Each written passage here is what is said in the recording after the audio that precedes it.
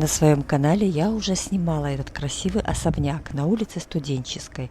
Тогда он стоял много лет как заброшенным, но вот появился новый собственник. И мы списались в интернете, и ребята предложили поснимать этот дом внутри.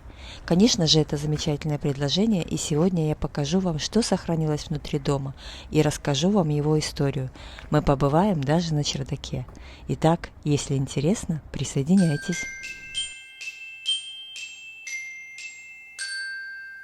На фасаде этого дома размещены барельефы со львом. Оттого этот дом в городе так и называют – дом со львами.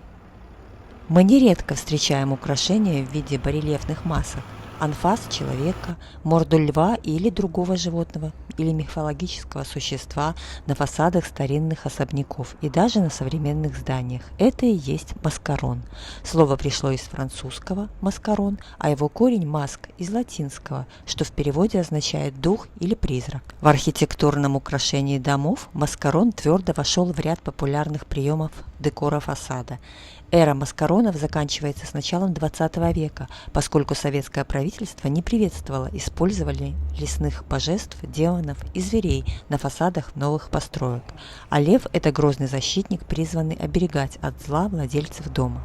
Размещали его над окнами и входами, дабы зло не пустило в дом. Изображение маскарона льва на принадлежащих им зданиях могли размещать только военные. И сегодня мы наконец зайдем в этот дом, и я покажу вам, что осталось от былой красоты. В нашем городе сохранилось несколько старинных деревянных дверей, в оформлении которых применяется кованое железо. Одна из таких дверей есть в этом доме на улице Студенческой, и в книге «Художественный металл» города Гродно Любови Зориной в 1985 году были отфотографированы многие элементы ковки и литья на зданиях гродненских улиц. И помимо этой двери, там есть сведения и о железном кованом парапете в стиле модерн, красивые лестничные перила, и все это оригинальные элементы дома, построенного еще в 1906 году. Существуют сведения об изображении змей на фасадах домов. Змея означает мудрость и защиту, но здесь есть нюанс. Змея в стойке не изображалась на жилых домах. Если змея изображена именно в стойке и дом жилой, то она должна быть как бы усмиренной, как в данном случае, посаженной на цепь. И сегодня мы наконец зайдем в этот дом, и я покажу вам, что осталось от былой красоты. Ведь в доме сохранилась оригинальная плитка на первом и втором этаже, и кое-где даже остатки лепнины. А пока будем смотреть, я расскажу вам историю этого дома. Здание с современным адресом Студенческая, 6 было возведено в стиле модерн в 1906 году, и первым владельцем этого дома был грузинский князь Владимир Георгиевич Челакаев, представитель одного из древних грузинских родов. Информации о нем немного. Он служил в одном из полков российской императорской армии, который находился в Гродно. Дочь владельца, Нина Челакаева, в 1930-х годах вышла замуж за гродненского врача, специалиста по внутренним и гинекологическим заболеваниям, доктора Григория Алшибая.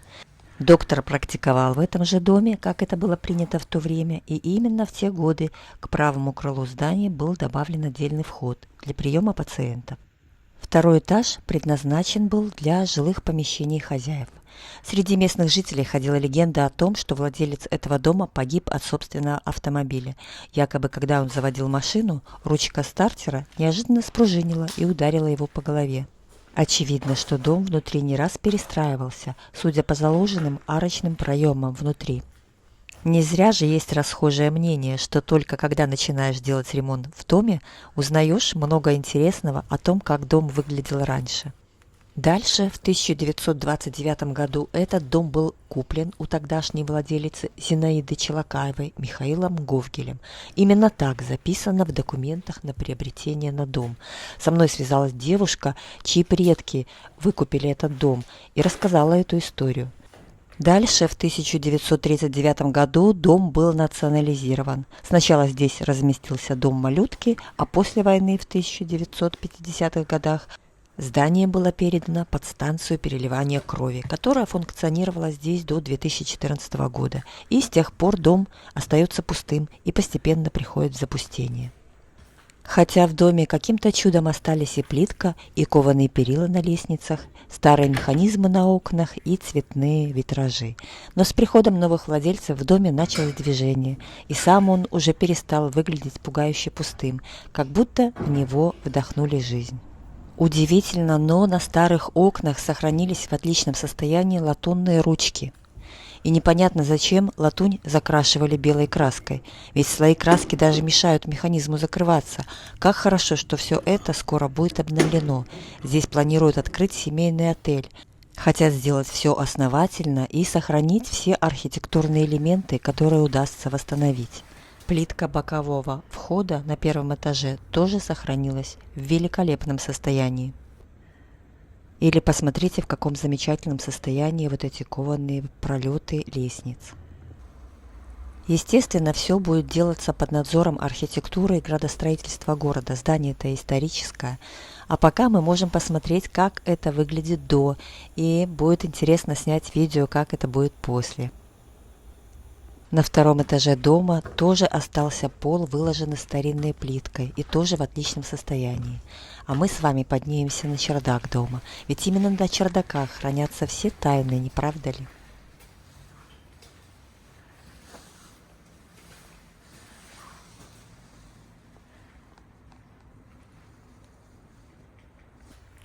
И попрошу вас обратить внимание вот на этот лестничный переход между первым и вторым этажом. Он деревянный, для облегчения конструкции сделан из дранки, и чуть позже расскажу почему. А сейчас мы пойдем на чердак, ведь именно там может находиться масса интересных находок. Ведь в дореволюционное время все ненужное относили и сваливали на чердак за ненадобностью. Примерно то же самое происходит и в наши дни. Люди внесут в подвал или гараж все, что уже не нужно, но жалко вроде как выкинуть. Сейчас все это не представляет ценности, так же, как и в те времена. Видно, что все дерево осталось еще с тех времен, тесанные бревна, подпирающие крышу, старые деревянные окна и даже оригинальные скобы, которые эти бревна скрепляют. Старинные дома хранят в себе порой множество удивительных деталей прошлого, о которых могут и не догадываться их нынешние владельцы.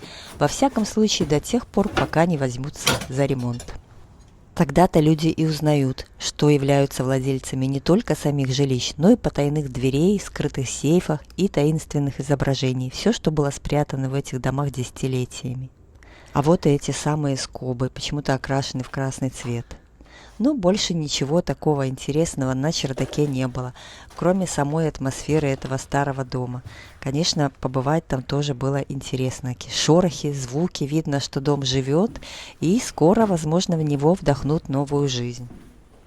Дом очень старый, как видите, ему уже почти 120 лет, но тогда строили основательно, что называется, на века. И стены этого дома видели многое. Очень радостно от того, что строительством отеля в дом вдохнут новую жизнь. И снова, как когда-то, по этим лестницам будут ходить люди, смотреть из окна и слушать перезвон на Свято-Покровском кафедральном соборе. А вот и то самое крыльцо, которое было достроено позже врачом Алшибаевым для приема пациентов. Удивительно, кстати, что в доме нет каретного въезда, только главный вход и вот этот боковой, достроенный позже. Как видим, дом с обратной стороны имеет весьма необычную форму.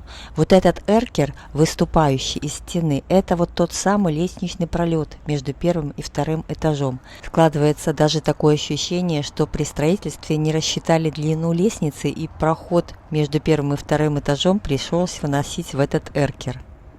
А вот эту пристройку к дому белого цвета называют, как я понимаю, флигель. Это дополнительная пристройка к дому. Обычно она примыкает сбоку к основному зданию и иногда сзади. Архитектурный термин «флигель» пришел в русский язык из немецкого, где слово «флигель» означает «крыло». Именно там располагалась комната с цветными витражами на окнах. Возможно, она использовалась как зимний сад. Кто знает, уже многие истории этого дома так и останутся неразгаданными, ведь уже нет никого, кто мог бы о них рассказать. Рядом стоящий дом под номером 4, вот этот, долгое время считался построенным в 1910 году, но это не так. В 1937 владельцы дома со львами Михаил и Михалина Говгель получают разрешение на строительство дома площадью 122 метра квадратных. Именно вот этой пристройки, где, как помнят гродненцы, размещалась регистратура станции переливания крови. Тут еще осталась табличка на стене. Дом со львами на Студенческой, как видим, хранит много тайн и еще красив остатками былой красоты. Так что ждем, когда же новый отель откроет двери и что мы увидим здесь через год. Вот такое видео у меня получилось. Если понравилось, ставьте лайк, пишите комментарии, было ли интересно. И хотели ли бы вы увидеть продолжение, когда дом перестроят, что здесь будет после. А я, как всегда, всех обнимаю. Всем пока!